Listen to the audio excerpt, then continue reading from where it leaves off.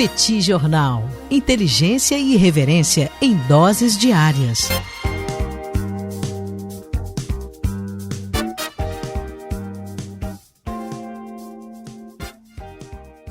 Olá, gente. Bem-vindos, bem-vindas ao Petit Jornal. Esse é o bate-papo número 896. Estamos gravando numa live no YouTube do Petit Jornal. São exatamente 21 horas e 23 minutos da quarta-feira, 23 de julho de 2025. Cá está a dupla de costume, a dupla que você conhece de cor, Tanguy, o Bagdadi, animado, contente, preparado, revigorado, resiliente, retumbante, descansado e tarifado, bastante tarifado. E Daniel Souza, que é esse que vos fala. Ao longo dos próximos minutos, vamos repercutir os principais acontecimentos internacionais das últimas horas. Como vai, professor Bagdadi? Tudo bem? Vamos a isso? Tudo bem, Daniel Souza? Vamos lá para esse bate-papo 896. Uma honra estar aqui mais uma vez, para a gente acompanhar os temas desse dia, dessa quarta-feira, dia 23 de julho. E a gente tem bastante tema para tratar hoje aqui, Daniel? Então vou deixar, sem mais delongas, as boas-vindas a todo mundo que nos acompanha, pessoal que nos acompanha nessa live que a gente faz no YouTube, de onde sai a gravação, e para todo mundo que nos acompanha pelo podcast, pelo Spotify, Apple Podcast, por outros aplicativos. Sejam todos muito bem-vindos. Daniel Souza, eu queria trazer como primeiro assunto um tema que é de interesse direto do Brasil, pelo fato de que o Trump ele anunciou que as tarifas passarão a valer para o Brasil, não apenas para o Brasil, mas passarão a valer para o Brasil aquelas tarifas de 50% a partir do dia 1º de agosto. E o tempo está passando, Daniel? E havia uma expectativa de que, de repente, o Trump pudesse adiar essa data, que eventualmente pudesse haver algum tipo de adiamento, aquilo que a gente tem visto que o Trump vem fazendo inúmeras vezes. Ele coloca a data e, na prática, aquela data é mais uma forma de pressionar do que exatamente uma aplicação mais prática de um cronograma. Mas o sinal que vem sendo dado, Daniel, isso vem sendo ouvido de várias fontes, tanto do governo quanto da iniciativa privada, é que, nesse momento, o Brasil não vem encontrando qualquer tipo de abertura para qualquer tipo de negociação. Para você ter uma ideia, Daniel, os ministros brasileiros eles vêm tentando buscar contratos extraoficiais com equipes técnicas, com interlocutores nos Estados Unidos, porque os canais tradicionais da diplomacia estão completamente paralisados. Qual o problema, Daniel? Isso aqui a gente já trouxe algumas vezes. O Trump é um cara profundamente centralizador. E a mensagem que vem dos Estados Unidos é: a questão das tarifas com o Brasil está na Casa Branca. Ou seja, não é algo que está junto a equipes técnicas, não está com a equipe de comércio, não está com o Scott Bessent, por exemplo, que é o ministro do Tesouro, não está com ninguém. Isso está na mesa de Donald Trump e existe uma preocupação junto à equipe de Donald Trump de evitar qualquer tipo de chance de ser desautorizado. Isso é importante, Daniel, porque recentemente, no momento em que, aliás, o Trump mandou aquela carta para o Lula, falando sobre 50%, você tinha uma equipe de negociadores comerciais dialogando com o Brasil. E essa equipe foi pega de surpresa pelas tarifas. A mesma coisa aconteceu recentemente quando o Scott Bessent, mais uma vez, o secretário do Tesouro, também ele saiu em defesa, ele tentou justificar ali o que o Jerome Powell, o presidente do Fed, vinha fazendo e foi desautorizado em público por Donald Trump. O que é considerado uma humilhação, O presidente, com toda a agenda dele e tal, ele para tudo para te dar uma bronca, para te dar um esporro público. Então, naturalmente, a equipe do Trump está muito escaldada, Daniel, e não vem tentando fazer qualquer tipo de movimento para Trump, vamos negociar, e o Brasil e tal, porque isso pode levar a algum tipo de problema maior para essa pessoa. E existe uma sensação, o próprio governo brasileiro vem entendendo dessa maneira, de que talvez o Trump queira fazer do Brasil um exemplo. Se você se contrapuser aos Estados Unidos, se você mexer com interesses americanos ou não for flexível com interesses americanos, olha o que vai acontecer com o Brasil, e isso pode ser um caminho. O governo brasileiro, portanto, Daniel, vem tentando, inclusive, utilizar a iniciativa privada brasileira, que naturalmente é diretamente prejudicada, para ver se a iniciativa privada brasileira consegue abrir caminho junto ao governo americano. E há um certo respaldo, não é gigantesco, mas há um certo respaldo na iniciativa privada norte-americana. Por exemplo, empresas importadoras de suco de laranja nos Estados Unidos já abriram uma ação contra o governo federal por conta das tarifas. A gente já falou aqui, se as tarifas de 50% forem aplicadas, a exportação de suco de laranja brasileiro para os Estados Unidos ela fica inviabilizada. O Brasil é o maior produtor de suco de laranja do mundo e grande parte das exportações vão para os Estados Unidos. E você tem, naturalmente, do lado de lá também empresas que compram suco de laranja brasileiro para fazer o dinheiro delas lá. Então, existe uma tentativa, Daniel, de correr contra o tempo para ver se nos Estados Unidos pode rolar uma pressão como essa também. Agora, Daniel, faltam 9 dias e a maior preocupação por parte do governo brasileiro é o gelo glacial. Não tem nada se mexendo, está tudo parado. Ou seja, não parece haver muitas perspectivas de que pelo menos haja uma negociação aberta para que o Trump possa recuar. Vamos ver, Daniel. Isso acontece, portanto, no dia 1º, hoje é dia 23, a gente está gravando esse episódio aqui no dia 23 de julho. Até o presente momento, sem perspectivas, Daniel. O interessante, Tanguy, até complementando esses aspectos que você trouxe, é que no sábado anterior ao envio da cartinha para o Brasil, a expectativa do MIDIC brasileiro, do Ministério do Desenvolvimento, Indústria e Comércio Exterior, era que seria celebrado um acordo comercial entre o Brasil e os Estados Unidos. Você tinha conversas nesse sentido. Havia também a expectativa de que o Brasil não receberia cartinha nenhuma, como cartinhas já tinham começado a ser enviadas, e que, consequentemente, as coisas iam muito bem. Poucas horas depois, nós tivemos o início da reunião do BRICS no Brasil e tivemos a publicação da carta, fazendo referências ali ao ex-presidente Jair Bolsonaro. E o que acaba acontecendo é que toda aquela conversa que vinha ocorrendo em nível técnico, ela está paralisada, porque afinal, se nós estávamos aqui negociando com o Brasil e o presidente resolveu decretar tarifas e resolveu mandar uma cartinha para o Brasil, não há nada que nós possamos fazer. Além disso, a diplomacia americana está muito emparedada com certo esvaziamento, com demissões, com diminuição de quadros e também com situações onde eles acabam sendo desautorizados pelo presidente americano. Então, sim, existe a possibilidade do Brasil ser utilizado meio como exemplo de quem contraria os interesses americanos ou de quem acaba, de alguma forma, desagradando os Estados Unidos, seja por conta de questões relacionadas a aliados, seja por conta de questões relacionadas à pauta de desdolarização ou outros aspectos que feririam os interesses americanos. Mas também pode ser que, na última hora, o Donald Trump mude de opinião e resolva adiar a colocação das tarifas sem falar com ninguém, assim como ele fez no envio da tarifa. Quer dizer, é um altíssimo grau de imprevisibilidade. E sim, há uma expectativa também do governo brasileiro que empresários americanos, clientes dos produtos brasileiros, pressionem a Casa Branca. Empresários brasileiros têm contratado lobistas para tentar pressionar o governo americano. Isso nos Estados Unidos é bem comum, o lobby, inclusive, ele é permitido. Tudo isso acontecendo há poucos dias aí do 1º de agosto, que é o dia marcado para o início das tarifas de 50%. E nada impede também que as tarifas entrem em vigor, fiquem alguns dias e depois o Trump recue, como também já aconteceu com alguns outros países nesse ano de 2025. Agora, uma coisa que a gente tem ouvido muito, Daniel, é as pessoas falando assim, poxa, na minha vez, o Brasil tem uma relação histórica com os Estados Unidos, tem altos e baixos e tal, mas nunca de forma tão agressiva, né, com tarifas nesse nível.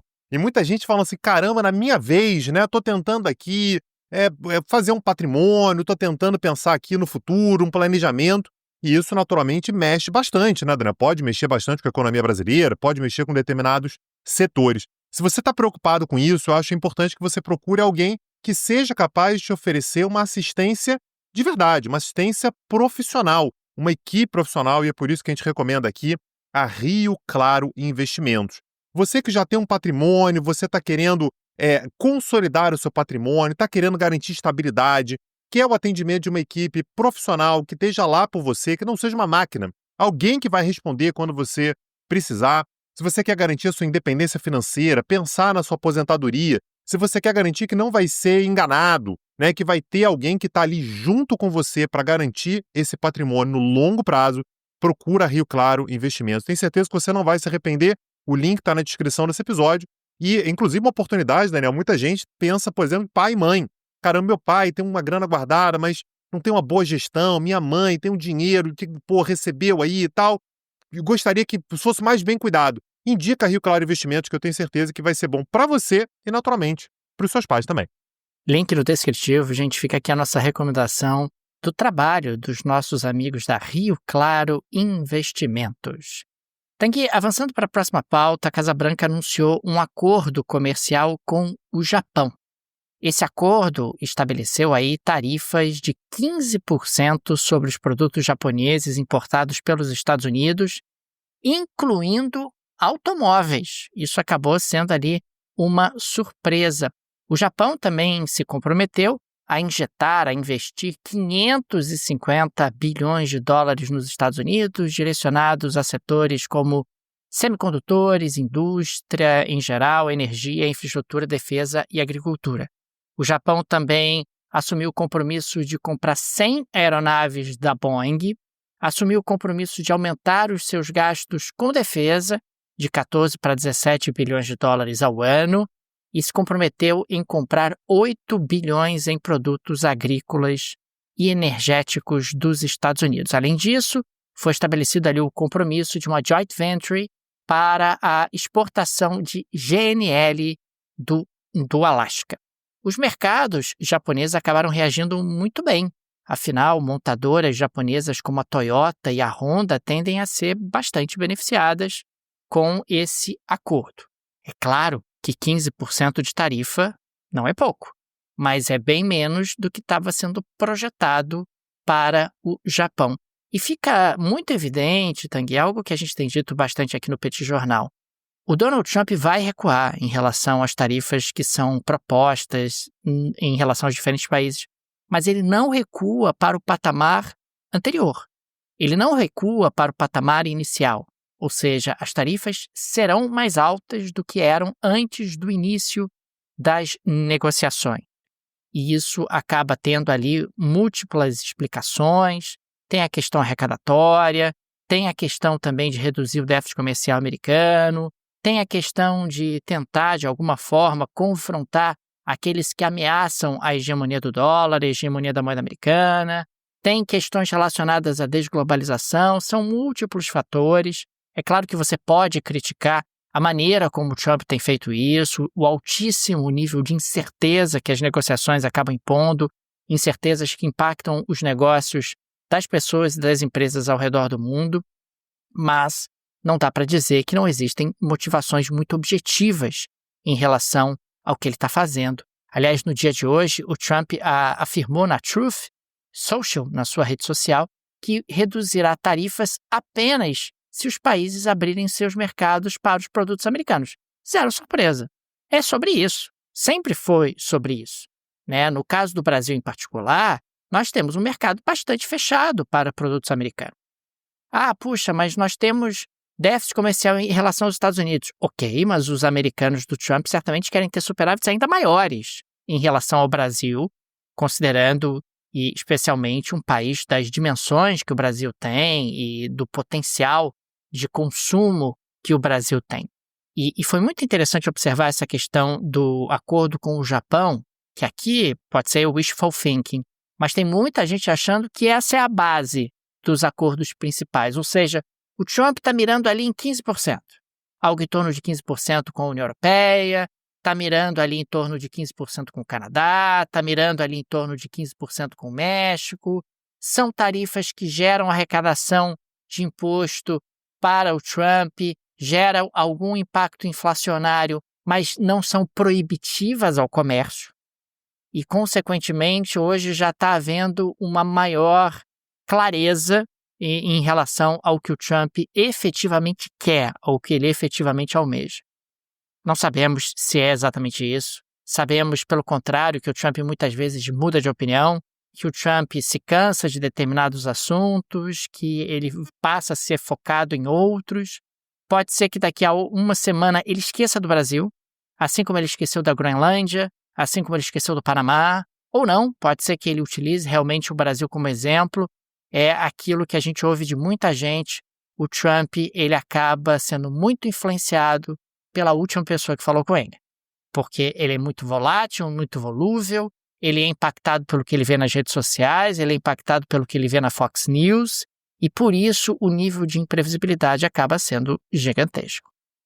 Aliás, Daniel, Donald Trump está com um problemaço lá que está mexendo diretamente na popularidade dele, que é o caso do Jeffrey Epstein, né? Eu só quero lembrar, Daniel, a gente... Popularidade com o núcleo trumpista, o mais trumpista. Exatamente. Então, isso aqui eu acho importante dar uma contextualizada, Daniel, porque o Trump, ele foi eleito mobilizando muito essa base que fala muito sobre teorias da conspiração, que sempre acha que há uma grande mentira. E essa base, ela foi muito capturada pelo caso do Jeffrey Epstein. O Jeffrey Epstein tem um caso cabeludíssimo. Da semana passada, Daniel, eu falei, eu não quero explicar o que é o caso do Jeffrey Epstein, se você tiver interesse, eu acho que vale a pena procurar e tudo, mas é um caso muito grave, assim, que fala sobre violência sexual, violência contra crianças, né, que fala sobre tráfico humano, enfim. Então, é realmente uma história muito grave, muito séria. E o Jeffrey Epstein, ele morreu na cadeia, ele foi preso e morreu. O relato que se tem é de que ele morreu por suicídio, né, então que ele tirou a própria vida, mas há uma teoria da conspiração de que, na verdade, como ele mexeria com interesses muito grandes, ele teria amigos muito poderosos que estariam metidos nos esquemas todos dele, que ele poderia ter sido morto.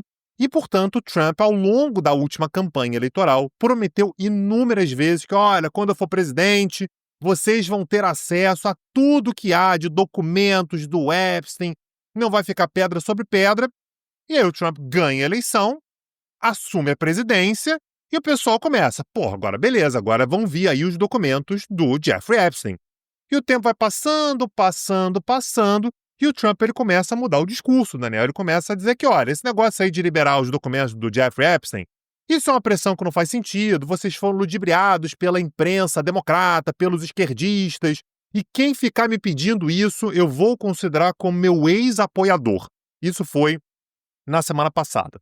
A coisa que mais chama atenção, no entanto, Daniel, é que o Trump ele teve uma relação muito próxima com o Jeffrey Epstein ao longo de cerca de 15 anos. Participaram juntas de festas suntuosas em Nova York, Mar-a-Lago, regadas a modelos, regadas a mulheres, muitas delas menores de idade, ao que se supõe.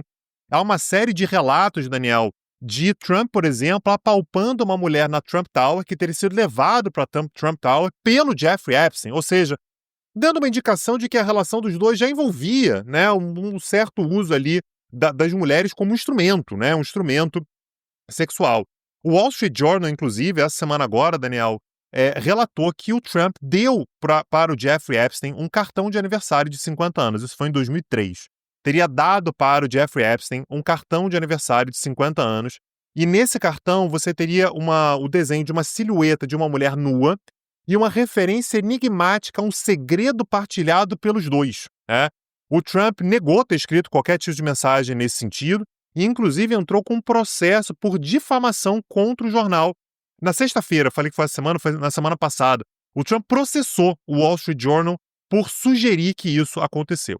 Os dois, de fato, romperam no ano de 2004, né? Então, segundo Trump, esse rompimento teria se dado por condutas inadequadas em Mar-a-Lago por parte do Jeffrey Epstein, então que o Epstein teria feito alguma coisa em Mar-a-Lago que incomodou profundamente o Trump e eles romperam relações a partir daí.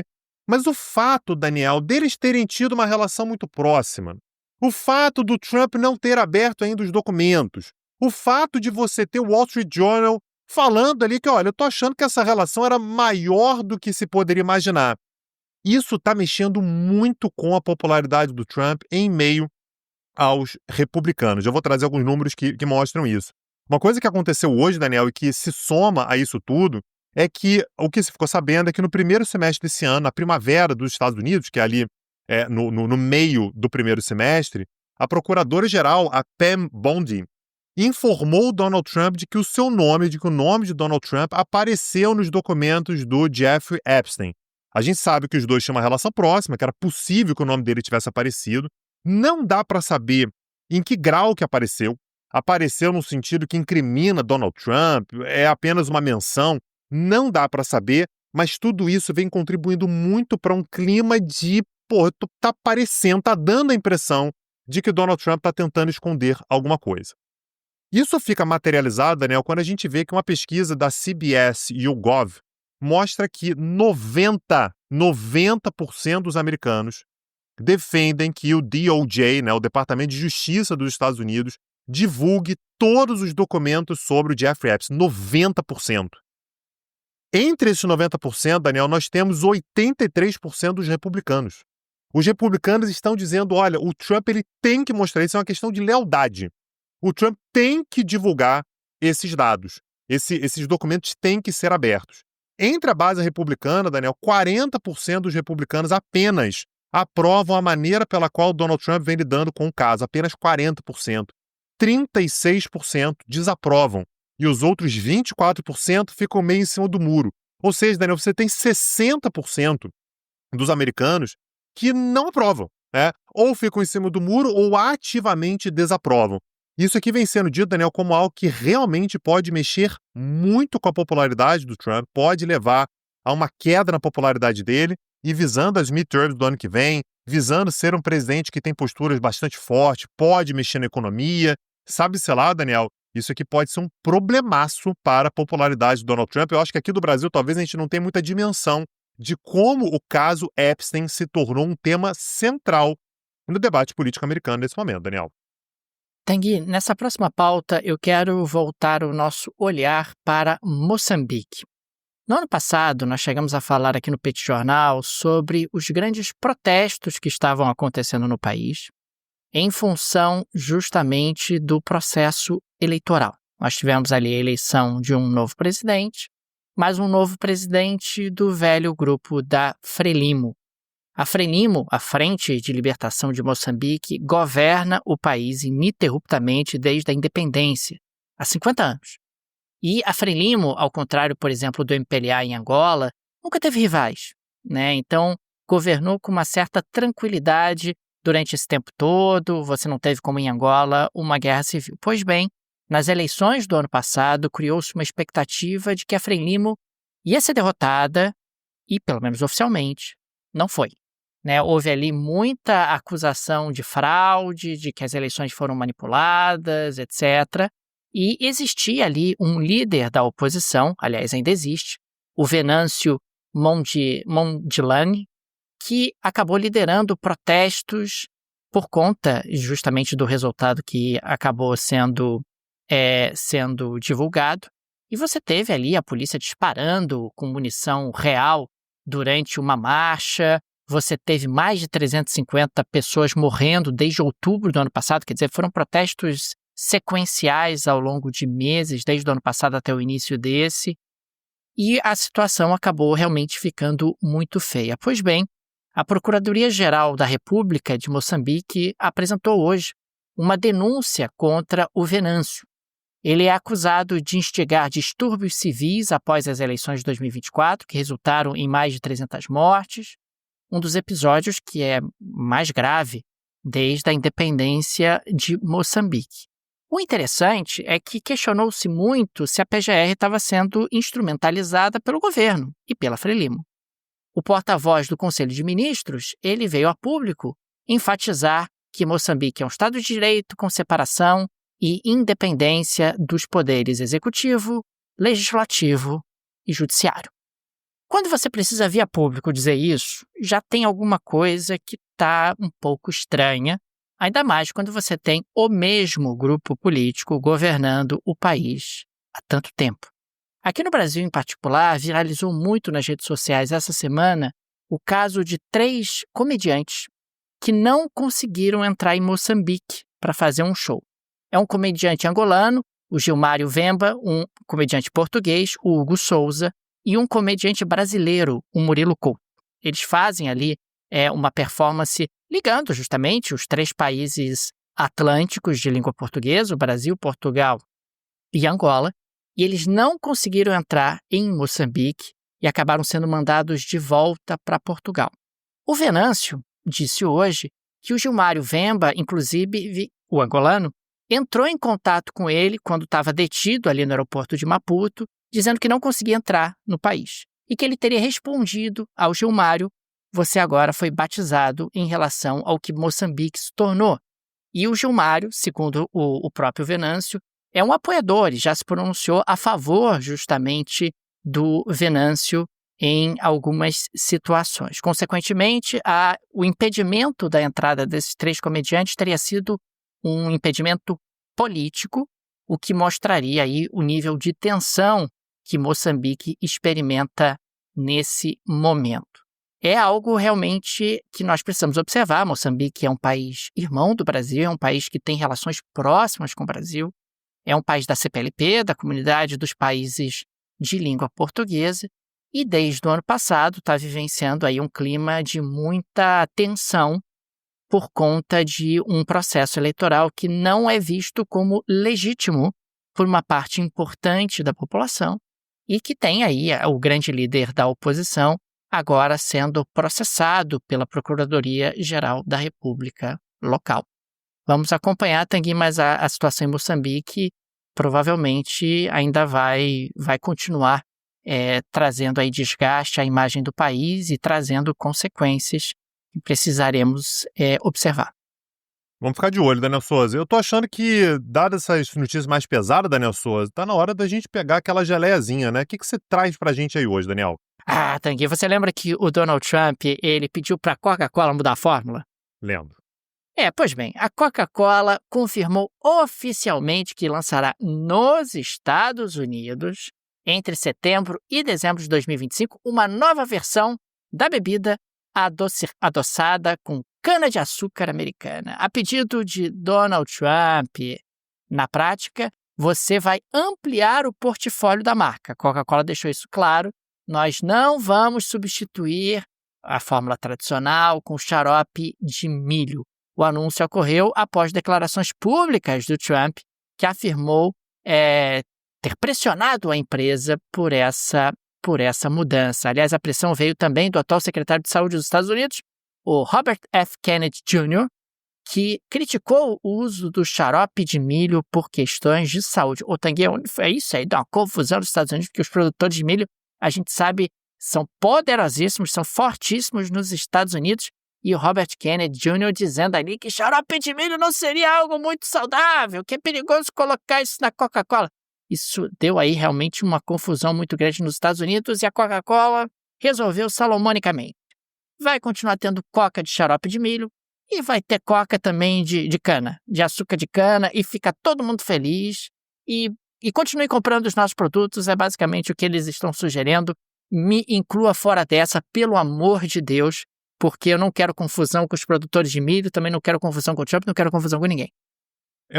Basicamente a Coca-Cola, né, Daniel? Dizendo, olha, republicano toma Coca-Cola, democrata toma também, quem gosta de milho toma Coca-Cola, quem não gosta toma Coca-Cola também, todo mundo gosta de Coca-Cola. Eu vou dar um jeito de fazer aqui um refrigerante que ninguém vai nem encontrar, mas eles vão provavelmente, Daniel, distribuir para onde o Donald Trump tiver. Ele tá na Casa Branca, ali perto da Casa Branca, ali, ó, tem que ter essa opção aí.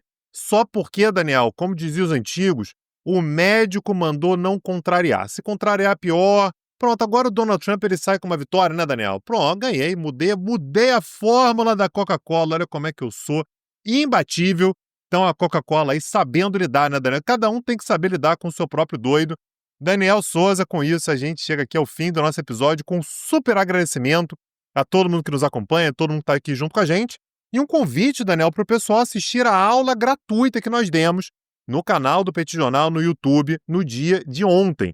Então essa aula aconteceu no dia 22 de julho, uma aula sobre desdolarização. Que diabos é desdolarização? Dá para desdolarizar? Os BRICS conseguirão desdolarizar? Qual o impacto disso nos Estados Unidos? Assiste lá a aula se você sempre quis entender o que é lastro. Tem lastro? Não tem lastro? Dá para desdolarizar? Os BRICS vão ter uma moeda única? Vão ter moeda comum? Como é que vai ser isso tudo? Tá tudo lá no YouTube do Petit Jornal. Vou deixar aqui um apelo também. Por favor, mesmo que você não queira assistir a aula, se inscreve no canal do Petit Jornal no YouTube lá, que isso vai ajudar a gente demais. Realmente ajuda muito. E deixa aqui o convite também para você acessar o link que está na descrição desse episódio, petcursos.com.br, para você conhecer o streaming de cursos, de aulas que eu e o professor Daniel alimentamos desde o ano de 2020. Acessa lá, que eu tenho certeza que você vai curtir demais. Fica aqui também o nosso agradecimento aos apoiadores e apoiadoras do Petit Jornal, vocês que ajudam a manter esse projeto de pé. Fica o nosso carinho, o nosso abraço, o nosso muito obrigado a cada um de vocês. O Petit é uma mídia pequena, não tem nenhuma produtora por trás, nenhum conglomerado por trás, e por isso a ajuda de nossos apoiadores é tão importante e por isso registramos aqui o nosso agradecimento. Fica também o convite, se você gosta do nosso projeto, se ele faz diferença na sua rotina, considere nos apoiar. No descritivo desse episódio tem várias alternativas, tem a chave Pix do Petit Jornal, uma forma prática e instantânea de apoiar o Petit, dá para ativar o Pix recorrente. Veja você, o Pix, essa ferramenta moderna, ela oferece aí justamente o Pix recorrente como forma de apoiar o Petit Jornal. Tem também o link para o Apoia-se, o link para o Patreon, se você vive no exterior. Tenho certeza que uma dessas alternativas será confortável para você. Daniel Souza, amanhã estamos de volta. Um abraço, até a próxima. Valeu. Tchau, tchau. Petit Jornal. Inteligência e irreverência em doses diárias. Acesse www.petitjornal.com.br.